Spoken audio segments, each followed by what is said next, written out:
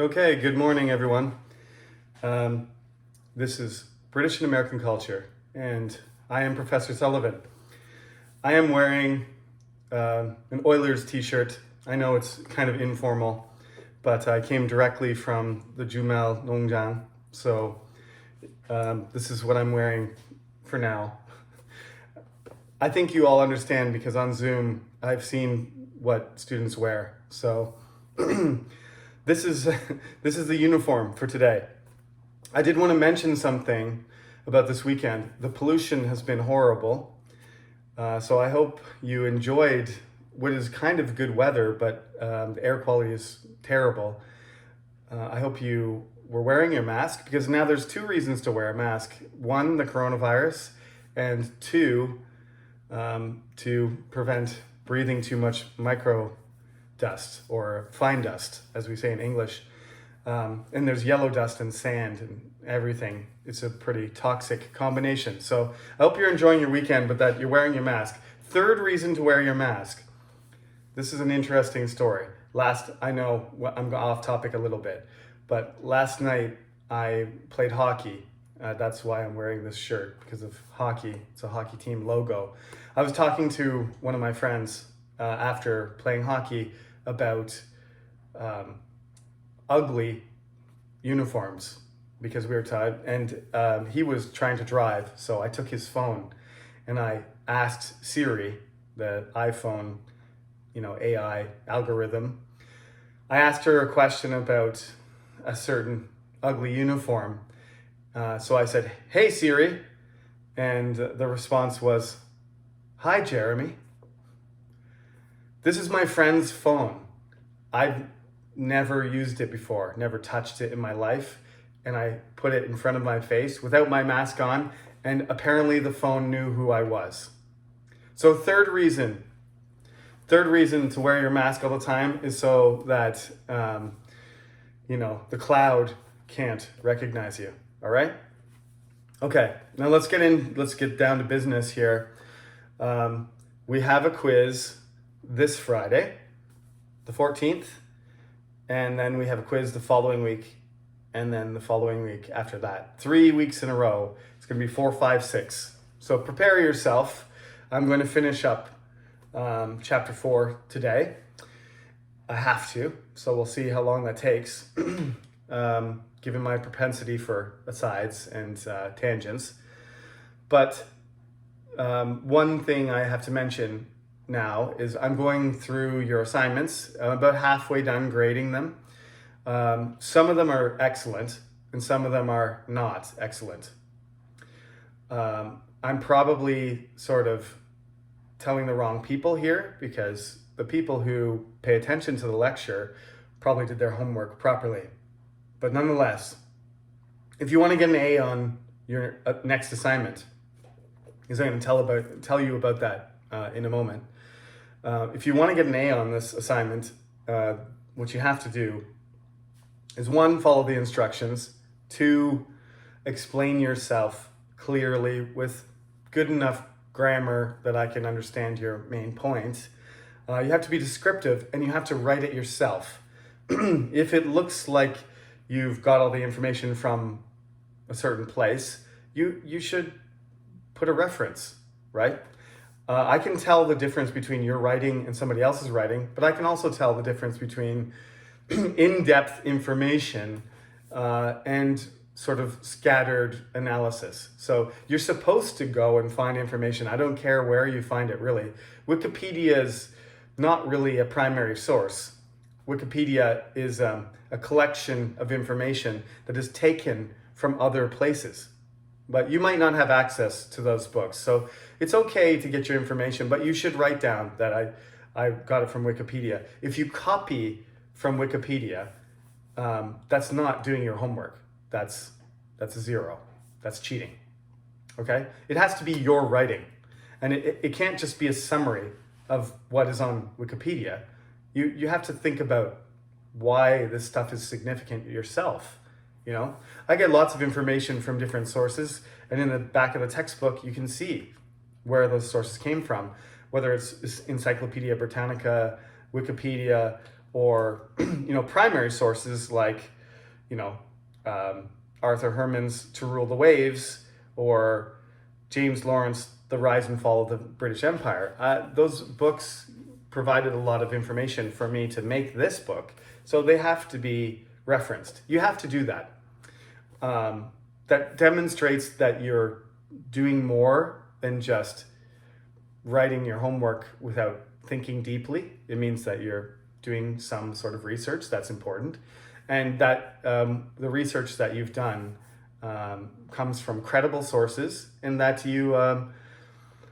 that you've done some original analysis yourself. Okay? This is basic stuff for university. The main reason is, if you just copy it from somewhere else, you're not going to develop yourself. That's the first reason that it's serious and you should do your own work. The second reason is, other people are working hard and maybe not writing things that are nearly as good as copying from Wikipedia. So it makes them work hard for a B when you're trying to get an A by copying something. And third, it cheapens education. It makes the value of your education lower. If everybody's cheating, then your degree is useless.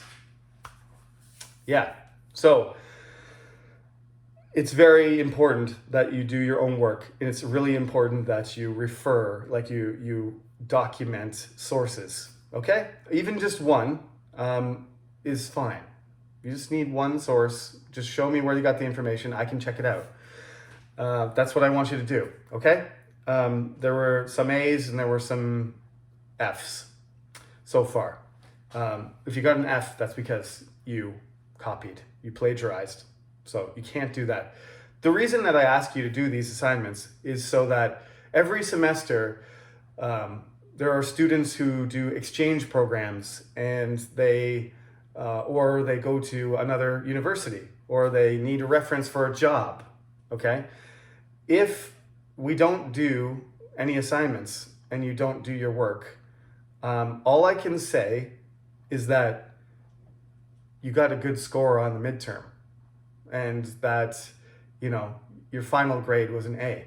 That's all I can say. I can't really say anything about your writing ability. I can't say anything really about the quality of your English. I can just say that you studied hard and you got a good score on a test.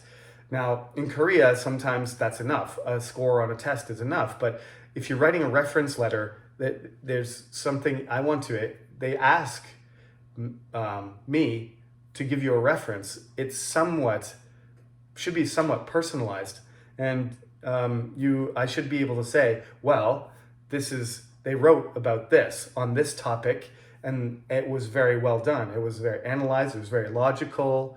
The quality of the research was good. That's why I got you to do that British, cultural assignment. And this is why you have to do one more, okay? So that there is a sample of your work. If you need me, especially if you want me to give you a reference in the future, you've got a good grade in the class, and I can pull up your work and say, this is what you can do. Otherwise, it's just the student got good scores on a test. I have no idea what else they can do. Just they studied hard. That's all, okay? So it's not very good for a reference letter if that's all I can say. So you need to do another assignment, and it's due on May 28th at the end of this month, 2.5 weeks from now, okay? That's the second assignment and final assignment. It's about American culture. What I want you to do specifically, I mentioned these 6, themes that run throughout American history, right? I want you to focus on one of them, and then use a person, a place, or thing that is representative of that. So you got to take freedom, or education, or popular government, or the right to rule yourself, experimentation, or belief in destiny, special, that belief in your own special status. You have to take one of those topics, and then you have to give an example based, on something in American history. okay? It has to be American. Occasionally I get students that write something about China or Korea or, you know, as the case may be, France or Brazil. Something. No, we're not studying those countries. I know I mentioned France a lot, but that's not the topic of the class. It just happens that France has influenced British culture and American culture a lot as enemy and ally, right? Invader and friend and partner. You'll see that the whole situation kind of reverses in the 20th century, and the French and the British fight against Germany together, right?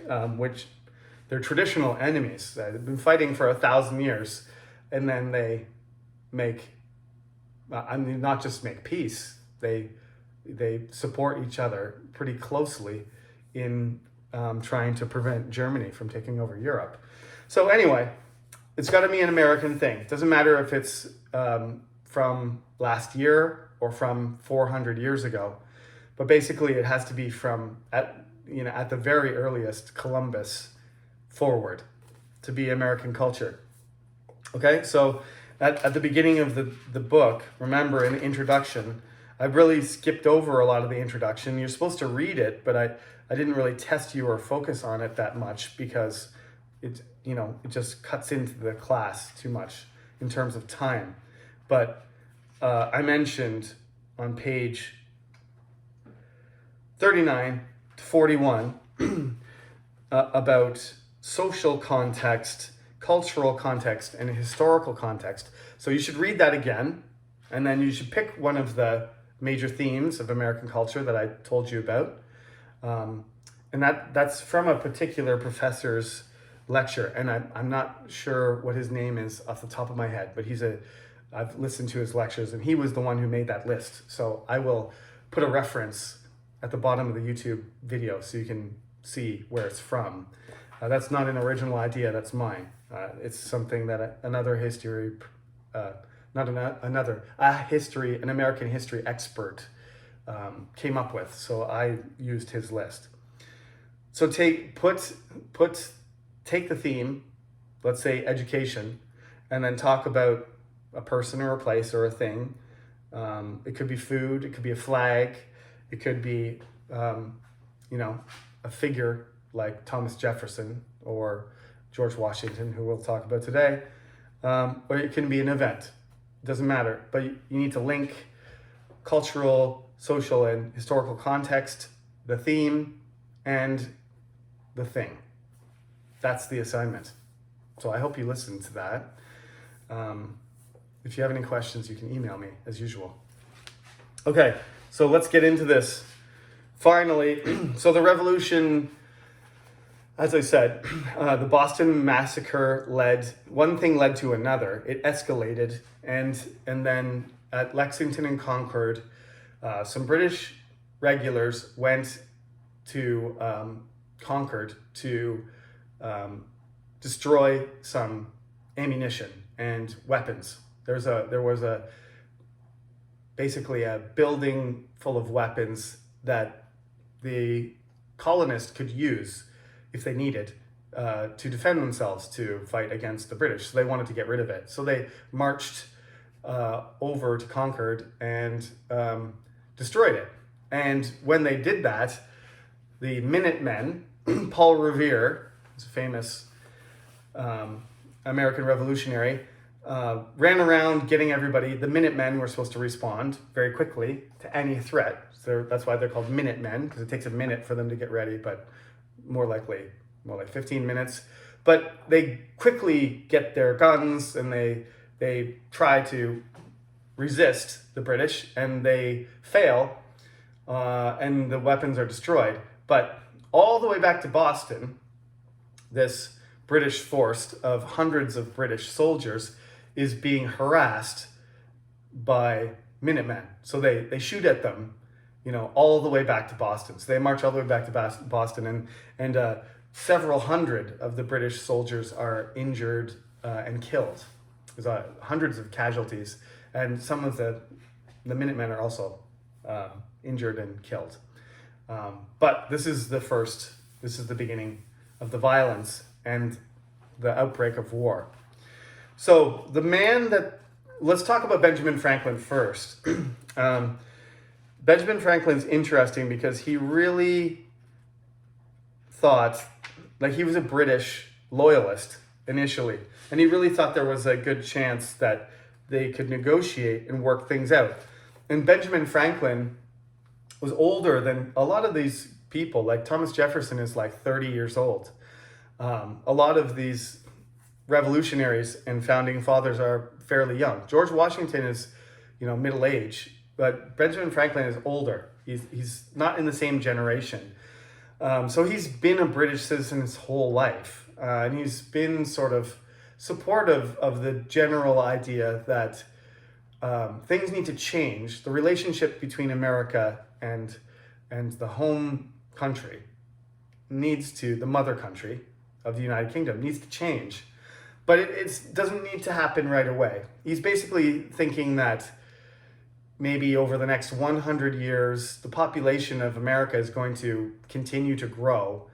And eventually, like Thomas Paine says, it's ridiculous that an island could rule a continent. It's the same sort of thing as what happens in World War II. Like Japan tries to take over China.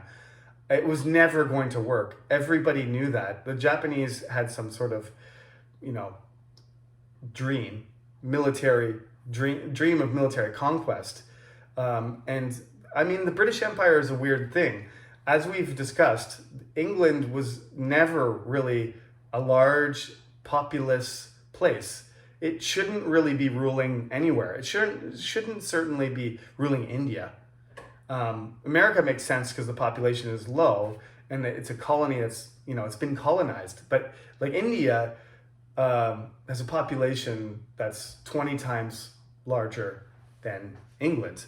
And I mean, technology and politics and culture made for a temporary relationship that was unbalanced from the beginning. So at a certain point, everybody knew that India was not going to be ruled by England. It was a fantasy, and they maintained that fantasy for several hundred years. But it was never going to endure.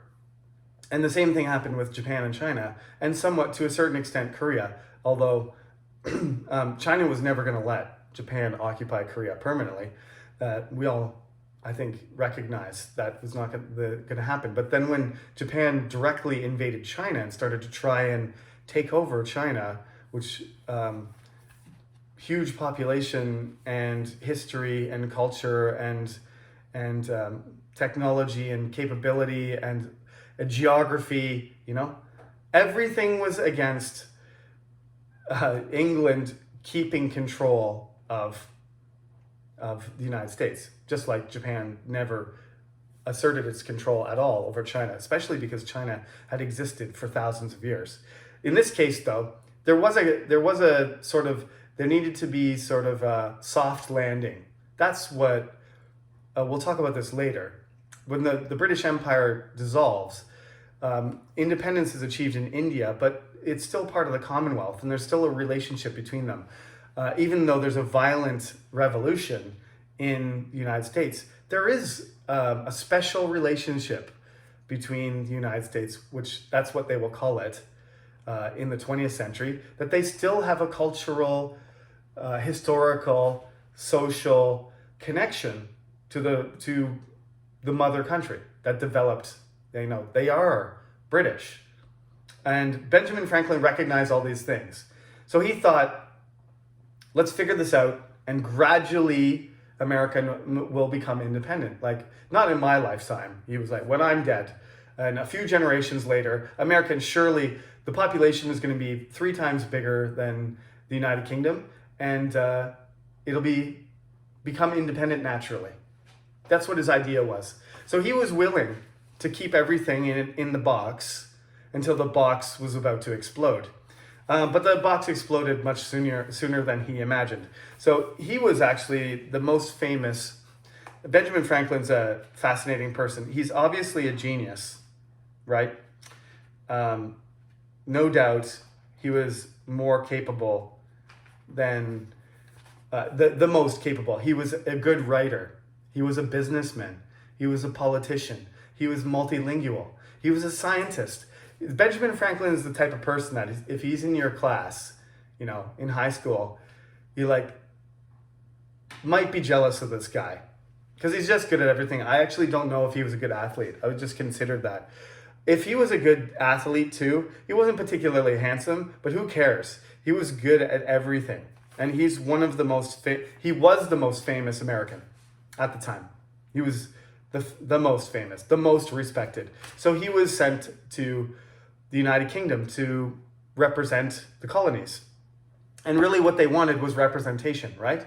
They wanted to be able to explain their concerns, and they wanted the Parliament to recognize that Benjamin Franklin was at the same level as them, and that he was sort of a participant in the government of the British Empire.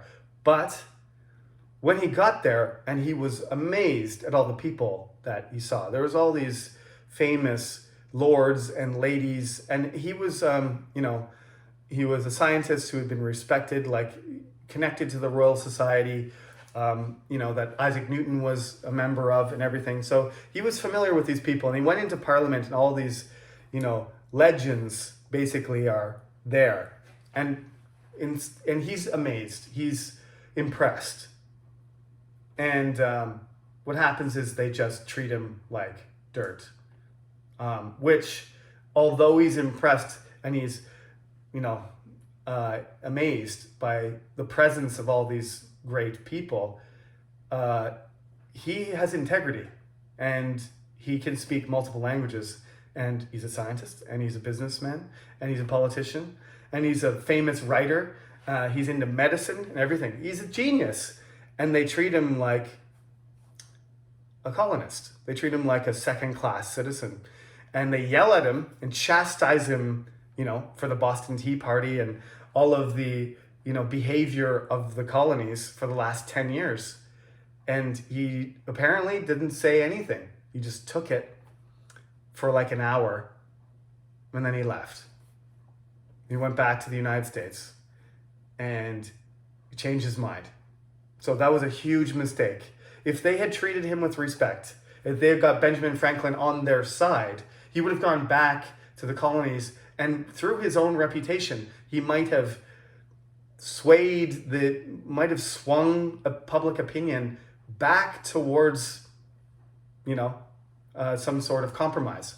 But instead, they treated him like garbage. They treated him like a second-class citizen, and that behavior convinced him that they will never treat Americans as British citizens on equal footing. They want to just control us. And if they won't respect Benjamin Franklin, they won't respect anyone. So he became pro-independence.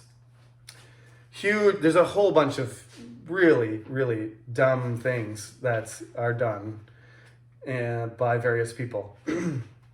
Okay. Which push the Americans over the line.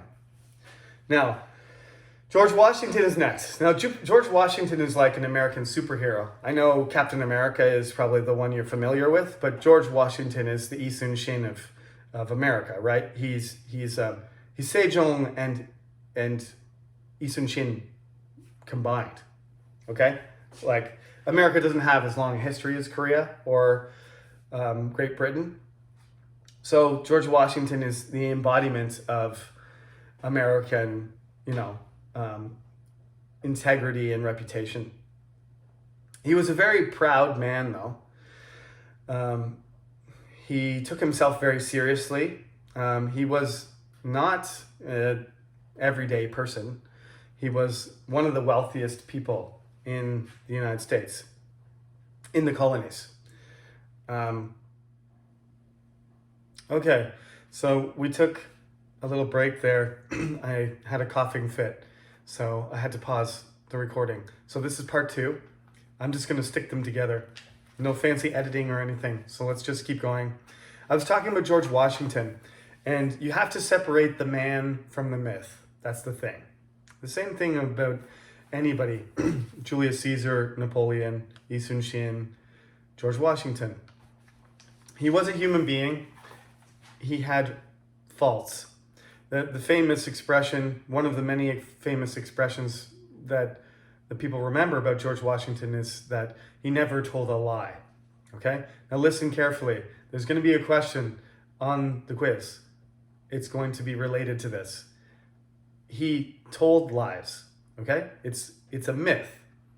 He did get angry. He lost his temper. He freed his slaves in his will. But while he was alive, he was one of the, he had hundreds of slaves. He married somebody who basically their dowry, the woman he married, she had as many slaves as him.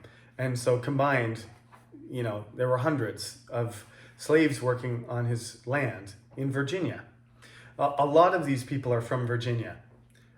This is one of the reasons why the Constitution sort of failed to live up to its ideals, because the elephant in the room was always slavery. It seems like Thomas Jefferson and George Washington are anti-slavery, but not until they're later, on paper or, in their will, in the Declaration of Independence, it says all men are created equal. And George Washington frees his slaves, but he doesn't do it in his own lifetime.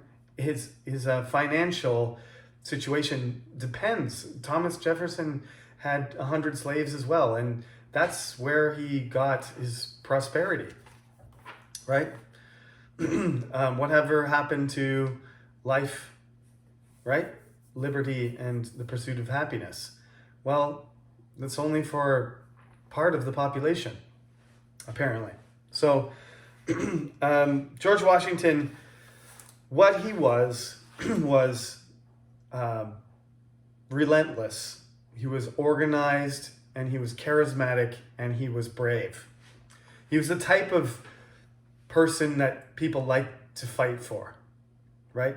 It's like a coach when you play sports, and the coach isn't afraid of playing or getting hurt or involving himself or dealing with the referees or defending his men.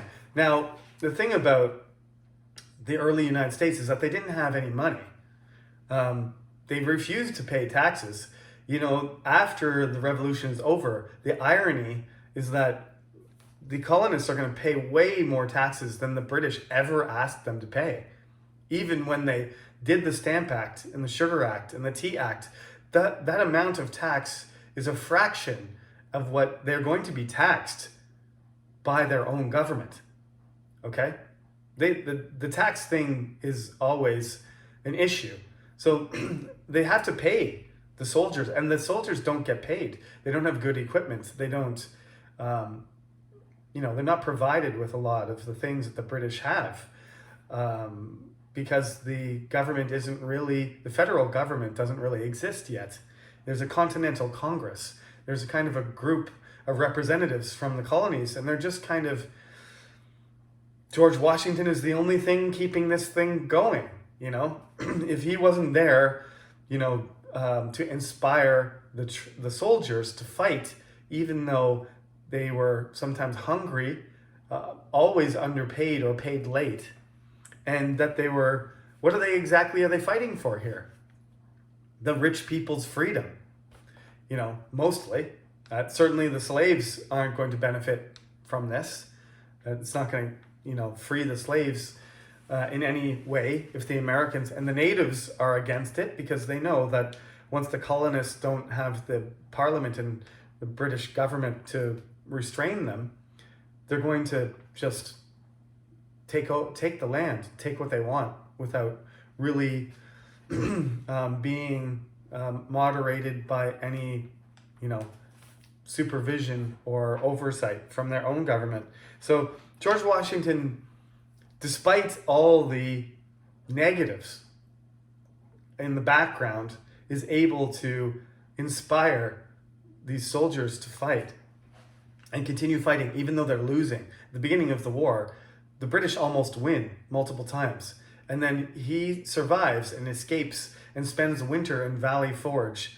And some soldiers leave, and they're supposed to be done fighting after, a season or a year. They're supposed to be sent back home. But he basically inspires them to continue the fight. And throughout his life, there will be rebellions that crop up, and then George Washington will ride in with a whole bunch of soldiers and tell everybody to calm down, take the leaders and, throw them in jail or kill them, and tell everybody else to calm down and he'll take care of it. And they believe him. He's just that type of person. He's very charismatic. So you can believe almost anything about him because people believed in him so much during his own life that he was a hero while he was alive, let alone now, right? That, like, America wouldn't exist. Without Benjamin Franklin, basically the War of Independence wouldn't have started, right? He ends up going to France and Benjamin Franklin convinces France, even though they're broke from the 7 Years' War that they lost against the British, they can't resist Benjamin Franklin and the idea that they might be able to get revenge. So he convinces them to participate and support financially and militarily, fight. Spain does too. So it's not just, we have to remember, it's not the whole British army fighting against the revolutionaries. They're split because they're fighting the French and the Spanish at the same time. And this turns out to be a horrible idea for the King of France because, they're already out of money, and he scrapes together enough money to help the Americans become independent. But in so doing, he pushes it too far in France, and he has to call a parliament in France. He has to summon the three estates, and when that happens and he asks them for money, they start to take control of the government very quickly, and then they decide that they're going to kill him, and the French Revolution is on. The French Revolution is partly a result of the 7 Years' War financial crisis continuing for 2 decades, right? And France is beyond broke by the time, people don't have enough to eat in France. They're overtaxed. There's no money. The economy's broken. The government's bankrupt. So even though this is really a horrible idea for the French government to commit themselves, Benjamin Franklin, who loves France and the French love him, convinces them that they need to, support the cause. They need to join the rebels and cause a large part of the British Empire to break away. And he achieves this partly because he goes over there and he dresses up, like with a raccoon hat on and buckskin, and he dresses like he's like right out of the forest with the raccoons and the bears and the squirrels and the deer. And he just walks right out into the streets in Paris and walks around with all these aristocrats and speaks French really well. And their minds just explode when they see this, cute old man dressed up like some sort of adventure explorer, outdoor, fur trader, walking around in Paris speaking perfect French. They just think it's adorable. That's not adorable, might not be the right adjective, but they fall in love with each other, and he convinces them to fight. So that's Benjamin Franklin. If he didn't do that, France wasn't involved. Probably the British would have found a way to crush the rebellion, but they couldn't handle France and the rebellion at the same time. So first of all, Benjamin Franklin makes the difference there. Don't know Benjamin Franklin? Reputation-wise, diplomatically, maybe you don't have a free America. Then after Benjamin Franklin, George Washington, the actual military aspect doesn't happen. Politically and militarily, the states don't have the ability to work together and to move forward and develop as they do because of George Washington. You know, when you see elections and you're like, oh, Vladimir Putin, he won the election in Russia, 99% of the vote. Or Kim Jong-un was Kim Jong-il when I came here. Kim Jong-un, you know, they do the vote. They vote for him. And it's 100%. Every person, you know, who has the ability to vote in North Korea votes for Kim Jong-un.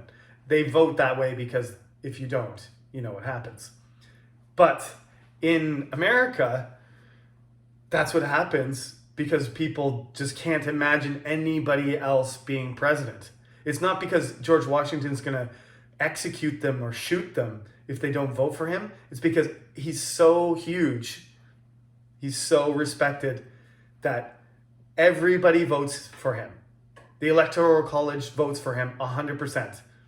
It's ridiculous.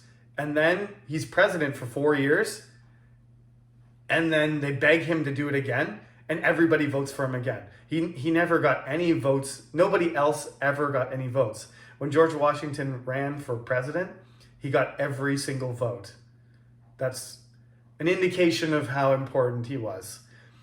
And he, you know, by the end, his teeth were falling out, and he had to put on his glasses because he couldn't read. You know, his eyesight was going.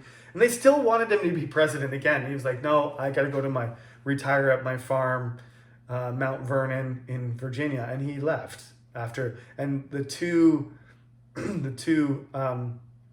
term president is George Washington's invention. He stands down. They ask him to be king. They ask him to be King George the First of America, and he refuses. There's all kinds of interesting stuff about him. He's a giant, but he's a human, and he did lie, and he did get angry. So look out for that. Remember, he's not a myth. He's a man. Thomas Jefferson, what can I say about him? He wrote the Declaration of Independence, right? All men are created equal. The natural rights of man inspired this. The French and the English, John Locke. It didn't come out of nowhere, but he lists rights in there, and he's very ambiguous about he chooses happiness instead of property. Life, liberty, and property, is what they say in France. These are the natural rights. In the United States, it's happiness. It's very vague. Like, what does happiness mean? Money? Land? Property? Well, some people, but it's intentionally left wide open. And after he lists those three things, he says in the document, these are some of the rights. It's not even close-ended. Like, these are the rights that human beings have. These are some of the rights that human beings have. So he leaves it open for, amendments later. He's aware that there is more that needs to be done. Yeah. He's very tall. He's like Abraham Lincoln. He's like 6'4". He's like 192 centimeters. And at that time, there's not very many people that tall. So Thomas Jefferson walks around and everybody notices. It's just like Abraham Lincoln. It's like when a pro basketball player walks around in a regular crowd and like everybody else is this high, So he's just walking around. Like, you can see Thomas Jefferson coming. He's a pretty shy person though. His ability is writing, and he realizes that the Declaration of Independence is his great achievement. So that's what we remember him for. So that's what's in the book too. Okay. So the last thing I want to talk about today is the section in page 147. America is in shackles. Yeah. So slavery, there are types of slavery throughout human history. There was slavery in Korea. There were slaves in Chosun. There were slaves in England, right? There were serfs. You had a contract, you had to stay in your land. The Lord owned the land and you couldn't leave, right? Remember the Peasants' Revolt? Way back in the 14th century. That's partly because these people are not free. It's a type of slavery, and we have slavery still. When people are working for 5 cents an hour, making shoes for Nike, and they can't do anything except work for 14 hours a day. That's a type of slavery, honestly. It's a, you know, it's a sweatshop, we call it. They just work human beings to the limit. But that's different than somebody owning you, you being treated as if you're an object or an animal, right? It's called chattel slavery because, literally there's chains on people, they're chained down and they're whipped and they're beaten and they're abused and they can, have relationships and have children, but their children are also slaves. It's a horrible version. It's the worst. I can't think of any type of slavery that would be worse. You're chained. You're a slave forever. Like some slavery is like for 7 years and then you can be free. Or like if you save enough money, you can pay your master and then you can be freed. That the Romans did that and the Greeks did that too. Like slavery and indentured servants came over from Ireland and Scotland and England and they're poor and they have to work for 7 years. And when they're done, they're free. You have 7 years and you're a slave for 7 years, but they don't own you. You have to work and you have to do it for 7 years. But after that, you're free. But the Africans that were taken and transported, they not only are slaves for life, but everything they have is not theirs. They can't own, like slaves could own things in Greece and Rome. They were slaves, but slaves owned other slaves. Slaves owned property. You could belong to somebody else and you could still have your own stuff. But in this version of, again, chattel slavery in the United States, it's just the most demeaning, most oppressive system you can imagine. It's abusive and everything you own, like you don't own anything, right? You can't even, you produce human life and your children also automatically become slaves belonging to your master. If you decide, to fall in love, presumably, or you're, just doing biological things and you produce offspring, they're not yours. I don't know what to say. I always want to tell students it's something that you don't really learn and understand when you're growing up. I'm white and I'm Canadian. There was slavery in Canada too. It's unimaginable. 100 slaves, and they obviously want to be free. Like I said, I mentioned this before. It's an unnatural state of life, and they want to be free, and they want to have their own things, and they certainly don't want their children to experience the same thing as them. And in order to keep that system going, there has to be laws and violence and weapons and racism to keep the system going. And it's still, like the racism just persists. I don't understand how anybody could support that kind of system at any time, but especially now. You can't recognize how bad this is. Koreans enslaving Koreans is one thing. Koreans enslaving other people is another. And it's the same thing with English or French people or cultural or, racial boundaries. The thing about racial boundaries is you can distinguish mostly by the way the person looks. Well, that they're not, Northern European. So it's easier, slaves could run away and they could blend in. The natives and the natives could run away and blend into a tribe. Like if you're Shawnee, you could escape and get, to the Cherokee and you could join their tribe and pretend you're a Cherokee or something. But like the Africans had very few options. There's some free black people in various places. They're called freemen. But there's so few of them that basically if you don't look like you're free and you don't have any property or clothing to show that you're not a slave, it would be very easy to catch you and return you to your master. And then what would happen? The master had no legal responsibility to treat you fairly. So they could just kill you or abuse you or imprison you or torture you or anything. This is probably the worst thing about American culture. I can't think of anything else that is even close.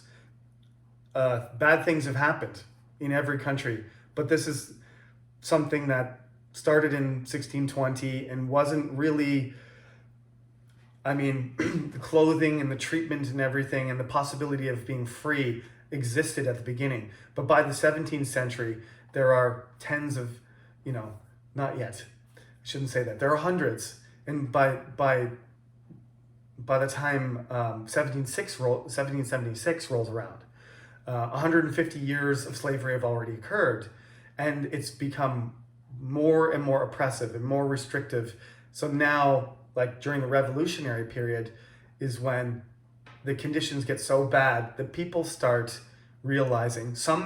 realizing that this is criminal, that this is morally disgusting, and that what have they done in order for profit and economic development and industrialization and progress and personal wealth, and all of these things, and in the name of Christianity and other things too, they've kidnapped people from another country. Most of them die on the way over. Those that are lucky enough to survive exist in perpetual slavery, being treated like animals for their entire existence.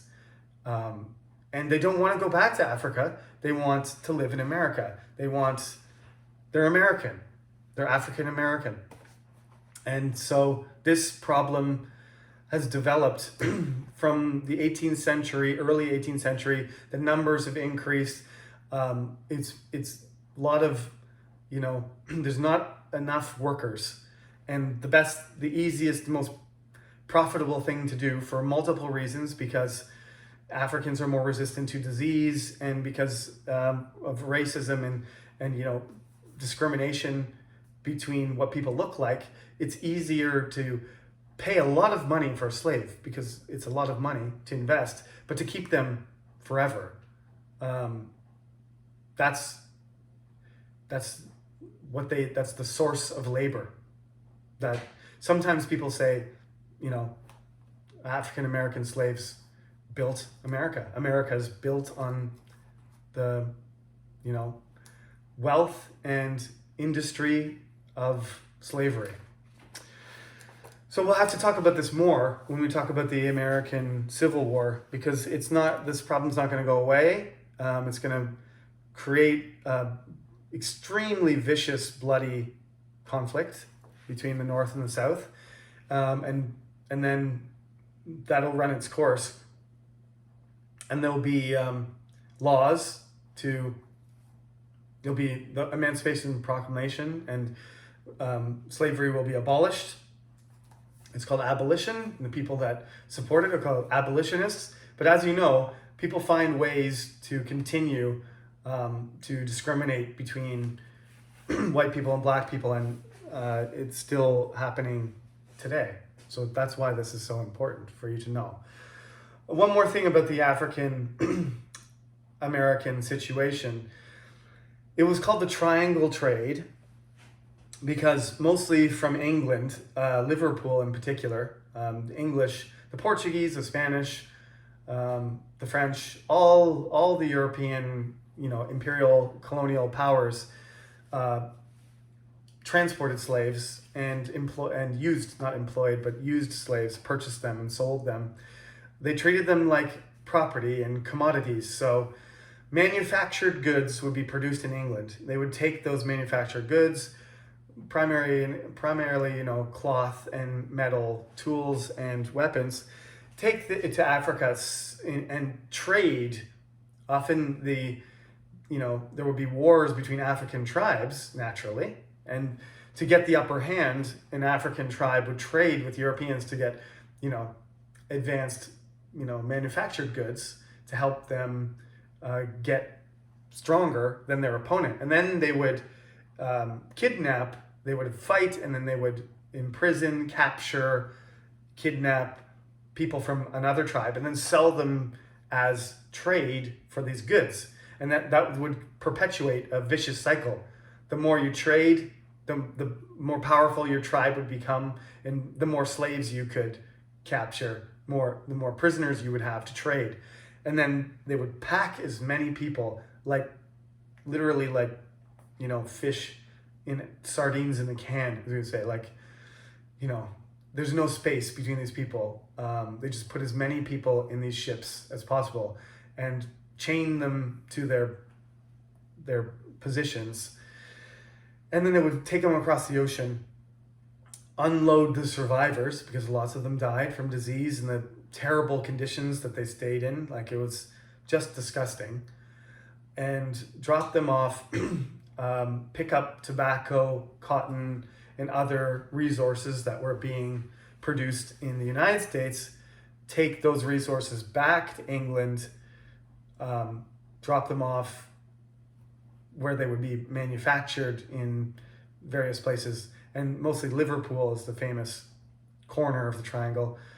Pick up more goods, go back to Africa. And this is triangle trade. The profits were enormous, 800%. You invest and you get 8 times your money back if you wanted to deal in slaves. So it was very lucrative, it was very attractive financially, and people took advantage of it until early in the 19th century. For various reasons, the British started to abolish slavery in all of their territories, and they started to put pressure on other countries to do the same. So that was one of the reasons why the British couldn't assist the South, because they had already become anti-slavery.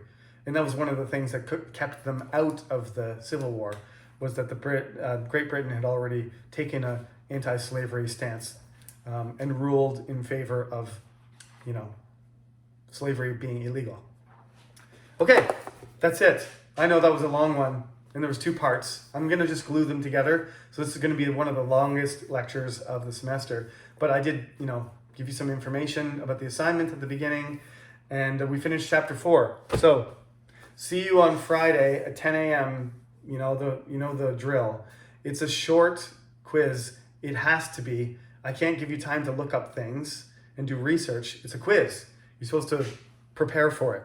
So make sure you don't wait until the last second. Again, some people you can't email me and say, sorry, professor, I handed it in at 10:01 and it didn't work.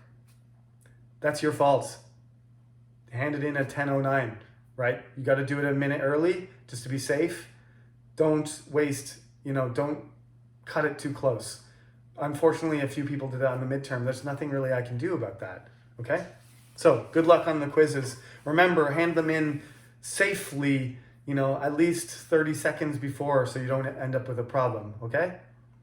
All right, have a good weekend, and yes, until Friday.